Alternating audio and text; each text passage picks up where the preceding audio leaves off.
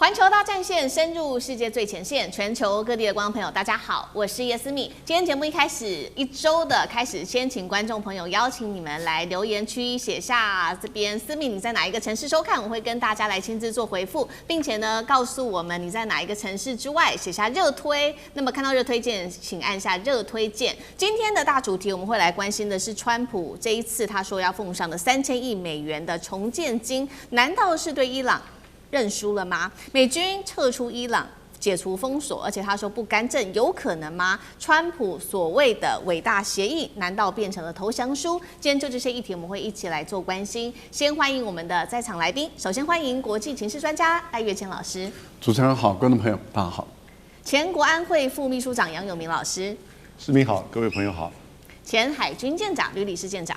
主持人好，各位觀眾大家好。好，觀眾朋友，今天有關於美伊戰事，我們先來關心到，等一下看到3個火線話題，請來賓幫我們就大主題來做解答。首先，等一下會來關心到的是，美國打了100天哦，還砸了這麼高的軍費，耗了這麼多的軍備，最後換來的是比戰前更鬆的一個協議。到底這是勝利嗎？還是他被迫撤退？而川普口中偉大的協議是這樣子嗎？還是其實是一個戰略止損書呢？第二件事情來自於《紐約時報》，特別就美伊戰事伊朗未來的角色做了一個解讀。他認為說，伊朗的3.0正在成型，什麼意思呢？伊朗會從過去的神權逐漸走向由革命衛隊主導的軍事國家，代表美國本來是想要壓制伊朗的，但是可以看到，不但伊朗沒有被削弱，而且可能升級成更難對付的一個對手。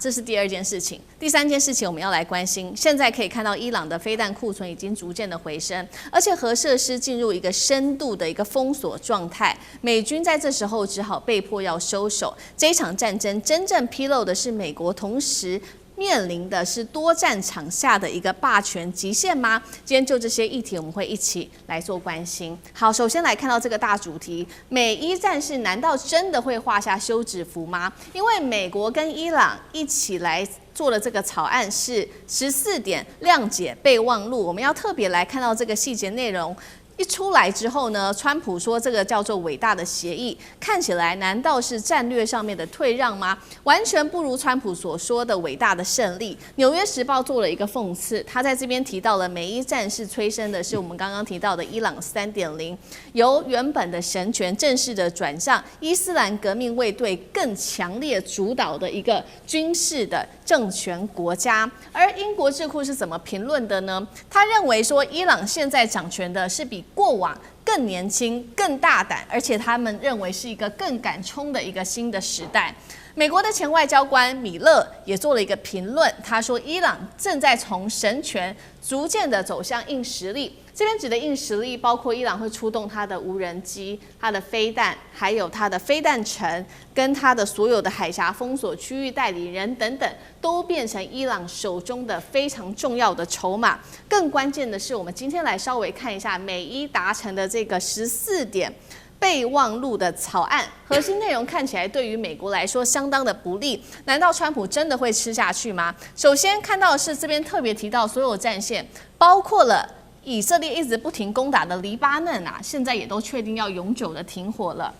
美國也承認了不會干涉接下來有關於伊朗的所有內政問題，美軍會完全的撤出伊朗，不會增加區域的駐軍，而且呢，美軍對於伊朗石油能源的所有制裁都會停止，而且呢，不能夠再有新的制裁出現了。美國将在30天內解除海上的封鎖，特別是針對於荷姆茲海峽，接下來會重新的開放。美國與盟友將為伊朗提供至少3000億美元的一個重建資金，還有一個新的重建計劃。那麼唯一伊朗讓步的，看起來就是他重申的絕不制造核子武器。所以今天節目一開始，我們要特別請賴老師帶我們來看美伊的100日戰爭，現在反而是如《紐約時報》講的，催生了伊朗3.0，從神權變成了軍權硬實力的變化。伊朗會不會比過去更難對付呢？川普跟伊朗達成了所謂的偉大的協議，真的是偉大的協議嗎？賴老師怎麼看？我覺得《紐約時報》的這樣的一個分析意義不大啊，因為這不是在於說神權走向軍權啊，或者是從意識形態走向實際上的一個角度啊。為什麼？因為過去的伊朗基本上來說，它就已經是十分的強大，這個大家都知道的事。那它之所以所謂的它對於周邊的國家，或是對於美國跟以色列不會主動攻擊，是因為美國跟以色列如果不對它主動攻擊，它不會主動攻擊的啊。那現在的情況已經改變了，那改變的，我覺得倒是在於權力結構、區域的權力結構的發生根本上的變化的時候，伊朗的地位就往上升了。原因在哪裡？第一個就是美國的軍隊，還有美國的軍事基地就是堅不可破不被攻擊侵犯的這個神話破滅了。第二個呢，就是以色列的本土，事實上是伊朗已經證明它的超音速的導彈是完全可以突破以色列的封鎖，所以以色列也好，美軍的軍事基地，它基本上來講，它的安全是堪慮的了。是，也就是說，美國在這一次的戰爭中，那麼自曝其短了。伊朗證明它的超音速導彈可以破解美國跟以色列所建立起來的防護罩，這第一個。第二個就是美國對於海灣國家，他們過去所謂的安全的承諾或者保障，它完全破產。那也就是說，過去海灣國家認為，我只要給美國足夠的這個保護費例如說，我向你買足夠的這個軍事武器或是武器裝備，或者是我把我的石油跟你的美元掛鈎，另外我把我的海外資產大量的放在你美國這邊，那你因為跟我的利益已經相結合，所以你就應該會保護我的利益，也就是保護你的利益。但是這個很明顯的也已經破產了。所以美國跟他們的信任機制也已經受到很深的衝擊。在這樣的一個權力結構產生變化的情境下，伊朗證明，即使他有1萬多個被美國的導彈攻擊，即使他有2000多個軍事設施被美國、以色列攻擊，但是他仍然具備有足夠的反擊美國跟以色列的能力，這個會使這個伊朗在中東地區的霸權地位，或者是這個實力地位就大為提升了。那也就是說，他採用的這種不對稱戰的方法，事實上使伊朗他對於周邊的所有的國家，包含以色列在內，他已經具備有足夠的威懾的一個能力。即使他沒有強大的海軍，沒有強大的空軍，但他已經有足夠破壞性強的威懾能力。更重要的地方是在於，他擁有美國所無法解決的封鎖赫爾木茲海峽的能力。那這一點在伊朗來講，在這一次的戰爭中都展現出他有這樣的一個力量。有這樣的一個力量，你看結構已經改變了。那因此我才會覺得說，《紐約時報》他們的分析，他們說意義不大了。為什麼？因為現在伊朗已經在實戰中證明了，他有破解美國跟以色列的能力。那他還有什麼可怕的？那換言之，也就是說，他能夠造成海灣國家跟美國、以色列的傷害超過他們對伊朗的傷害，不然的話，美國怎麼可能願意妥協，跟他簽訂這種諒解備忘錄？所以，伊朗已經站在絕對的優勢地位，因此在談判中，它就變成由他來主導，而不是美國主導了。不過，我覺得伊朗聰明的一點在哪裡？實質上的利益他一點都不讓，但是在話語，就是語言的表述這個部分，它可以採用模糊的一個方式。那也就是說，各自宣布勝利。那這個把事情就解決了。好，那這樣子這個協議簽下來，看起來對於美國來說這麼的不利，等於是川普認輸了嗎？尤其呢，現在外界在看說，你看這個條件怎麼比開戰之前還要更糟糕？那楊老師又怎麼解讀呢？我覺得這就是一個失敗的協議啊。很清楚啊，因為你戰爭打敗了嘛，然後呢，伊朗控制了赫姆茲海峽，使得國際能源、美國經濟、通膨、油價。那接下來，川普的選舉都碰到困難，所以拖了將近從4月7號到現在2個月的時間。因為2月28號戰爭打到4月7號停火，5月27號的時候說提一個 MOU， 開始30天、60天，那拖到現在6月15號，預計6月19號會簽署。可是這個內容其實看起來就是一個美國的失敗協議，而且嚴重的失敗。不只是說繞了一圈是一個昂貴的起跑點，你繞了一圈回到了你原先2月27號之前，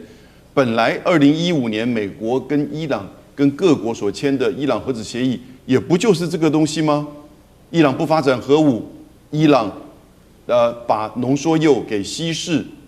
然後呢，各國解除掉對它的制裁，還有資產的凍結。結果不到2年，川普退出。然後呢，在今年2月28號之前，在日內瓦談的也是這個目的，所以那個就是最高領袖，那他才會2月28號把大家召集在一起。結果你一發飛彈把人家49個人打死，那你以為他會瓦解？結果他沒有瓦解，真的後來你所有的海灣基地都被炸，你的庫存1/2、1/3戰俘愛國者都消耗掉，你花了200-300億美元，更嚴重的是，你作為一個軍事霸權，這就是你的所謂的蘇伊士時刻，也就是說，你連伊朗都拿不下來，你在中東的軍隊是多龐大呀！幾乎每個國家都是你的盟邦，都有你的基地，所以呢，結果你伊朗拿不下來，結果伊朗就控制荷姆斯海峽，用3萬美元的無人機，就把你這個美國軍事霸權打垮。這是一個極度昂貴而且錯誤，而且付出極高代價的戰爭。最後這個協議也必然是如此，因為這個戰爭的過程跟結果就是如此。伊朗不可能讓你還拿個什麼勝利的協議，勝利協議都是川普自己嘴巴講，他講了38次。他說很快有一個勝利的協議，這個協議其實基本上你還要付3000億。我覺得3000億大家不要認為說好像是伊朗賺到，伊朗死了3000多人，伊朗整個基礎建設跟所有的設施受到這樣子的損毀。其實如果伊朗可以選擇，他也不要這個戰爭發生。而且他失去他過去的最高領袖哈梅尼。所以這個是美國真的是得不償失，完全是早知如此，你何必當初呢？搞了一個失敗的戰爭，當然你就用失敗協議收場，就是這麼簡單。好，那這一場對於美國來說失敗的戰爭，是不是真的是因為這個美國打不下去呢？其實也有做一個統計數據，就是有關於美國的這個軍武的部分，其實受到了非常大的一個衝擊哦。我們來看到這個飛彈庫存，尤其是針對於伊朗的部分哦，它已經回到戰前大約75%了，而且呢還有可能這個數字持續的提升。再來就是說，它得到了可能有來自於俄羅斯的新制的飛彈，這是美國非常擔心的。CNN 也特別披露了。這個美伊雙方最在意的就是有關於濃縮鈾的問題。現在也確認了說，這個高濃縮鈾已經被深度的封存之外哦，在附近還特別設置了這個坍塌的隧道雷區，以防止再次的被奪取。再來，美國智庫也特別講到了，美國同時想要壓制伊朗啊，想要壓制中東跟中國大陸，結果導致的是戰力資源是被分裂，而且呢是完全透支的。代表說，這一次美國的大讓步，他打了這麼久的時間，花了幾百億美元，消耗了大量的武器。當中我們盤點包括了他的愛國者啊、薩德啊，還有戰俘啊，還有大量的軍機、基地、防空雷達，最後換來是比戰前更寬鬆的協議，等於是川普大讓步嗎？那呂監長又怎麼看？我們講到交戰的雙方啊，那當然對於弱國來講，它是被迫走向戰爭，但是對於強國來講，他一定是想要得到哪些利益？可是我們這一次所看到的，如果我們就是比較簡化的，以美國跟這一個伊朗來看的話，其實美國它應該是想要達到它的一些目的的。那它的目的是什麼呢？也就是會出現在我們講到的終戰指導上面。那這個也就是我們看到啊，川普常常講到的，這個是他在這個5月29號的時候，他貼在社群媒體上的，也就是伊朗必須要承認他不會擁有核武或核彈。第二個，也就是對於霍姆斯海峽的部分，也就是其實這兩個原因，其實真正的是對於川普來講，他想要達到的終戰指導。可是目前看來，這兩樣都達不到。為什麼？因為美國的軍力實在來講，他沒有準備好，他沒有準備好去應對這一個善守者藏於九地之下的伊朗。所以我們看到他對於這些飛彈的這個消耗，而且這消耗已經它要恢復不是以月計，而是以年計。那我们來看啊，剛剛主持人特別講到的有關於標準3型呢，它需要64個月，也就是5年才會恢復。那如果是我們看到以戰斧來講的話，它需要47個月，也就是48個月，對不起，也就是需要4年它才能恢復。那對於飛彈的消耗之外，那我們來看到有關於這個無論是核設施也好，或者是這個濃縮鈾也好，其實伊朗在上演的是什麼？伊朗在上演的好像就是杯球的這種魔術一樣。所謂的杯球魔術，就是杯子裡面藏個球，然後換來換去，換來換去，根本不是猜不到它到底在哪裡。那一個杯球它到底是在玩什麼？也就是我們看到，這可能可以儲存這些濃縮鈾的，一直來講是有這3個地方。如果對於這一個伊朗來講，除了福爾多、納塔茲，那另外就是伊斯法罕。但是我們在去年6月所看到的這一個5月之錘的時候，其實伊斯法罕受到的攻擊是比較小的。那福爾多跟納塔茲其實當時都受到非常嚴重的打擊。現在大家就是懷疑啊，是這個超過400公斤的濃縮鈾，它的位置在伊斯法罕。為什麼？因為伊斯法罕它的地理位置之外，另外也就是它的行為舉措很奇怪，就是我們剛剛講的杯球遊戲這一個位置啊，那也就是我們看到它的一個地下儲存的一個基地。那這裡呢，就是我們講到的有關於它的一個核武研究所。那在這一個部分呢，我們看到的杯球，也就是它之前透過了這麼多的這一個我們講到卡車啊，來不知道裝了什麼東西，那大家都會認為這個是在裝它的換裝它的濃縮鈾。那也就是美國不確定在哪裡。不過美國大概也下了相對應的賭注，也就是在伊斯法罕。那在伊斯法罕，他们不是沒有動作，之前他們說為了這個營救 F-15的飛官，實際上呢來講，在伊斯法罕的東南邊40公里的地方，他們要進行援助。但是我們最後看到的是什麼？我們最後看到的其實是這一種MH6的這種 Little Bird 這種小鳥的這一種特戰的直升機，實際上來講在當地墜毀。那當然不止這一個，還有特戰所使用的 MC-130的這一種運輸機也在這裡。我想請問一下，美國什麼時候為了這個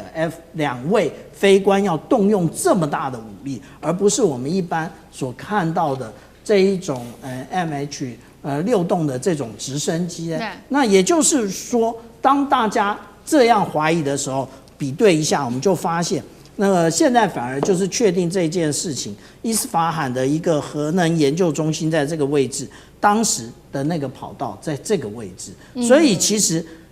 當初說這是一個成功的救援行動，我在我們現在這個節目裡頭就特別講，其實這是一個失敗的滲透行動，我們就可以看得很清楚。那在這種種來看呢，其實美國最缺乏的是什麼？也就是它沒有依據它的現在的一個我們講到說科技進步來與時俱進的來改變。那我們講到說以往美國它都是我們看到第一次抵消使用的是核武，第二次抵消也就是精確導引炸彈，這是1990年波灣戰爭我們看到的。那第三次這一個抵消呢，我們看到的它要使用大數據啊，它要使用這3D 列印這些等等，其實都沒有辦法改變整個戰爭形態的一個那個狀況。所以我們現在看到這一個有關於美軍或者是川普在伊朗其實是輸得一乾二淨，也就是剛剛楊老師所講到的。蘇伊士時刻已經到來。好，謝謝艦長。那我們休息一下，馬上回來。地緣政治、美中之爭、戰略價值、強權崛起、小國生存，現在與未來洞悉